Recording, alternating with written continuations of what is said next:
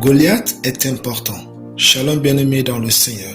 Notre méditation du jour s'intitule Goliath est important. Troisième partie. Nous tirons notre texte en 1 Samuel 17, 49 qui nous dit ceci.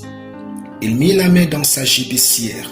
Il prit une pierre et la lança avec sa fente. Il frappa le Philistin au front et la pierre s'enfonça dans le front du Philistin qui tomba le visage contre terre. Alléluia. Avant de vous montrer l'importance de Goliath, sachez que pour vous réaliser ou réussir, soyez prêts à ignorer certaines personnes. Ce sont les Eliab.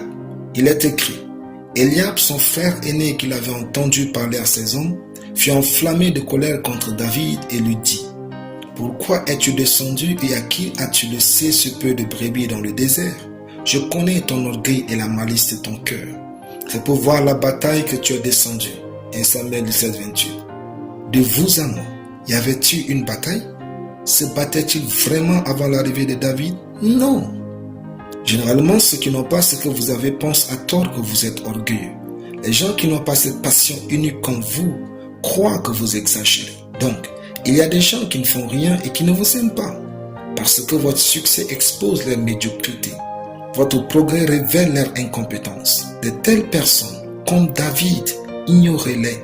Dieu n'est pas obligé de passer par vos proches pour vous faire réussir. Vous n'arriverez pas à convaincre les gens comme Eliab de vos bonnes intentions. Si à chaque fois, vous devez vous arrêter pour convaincre les gens de vos intentions, vous réussirez très tard. Alors oui, Goliath est important. Premièrement, il a donné sens au talent caché de David. En effet, quand David était en brousse, il avait seulement fait usage de sa capacité à tuer l'ennemi s'il était visible. Mais là, Goliath est protégé, sécurisé, fort et grand. Ce défi a permis à David de faire usage de sa capacité à être précis quand il y a plusieurs facteurs en jeu. David a appris à croire à la taille de Dieu quand le défi paraît énorme. David pensait s'en sortir avec l'armure de Saül, mais non.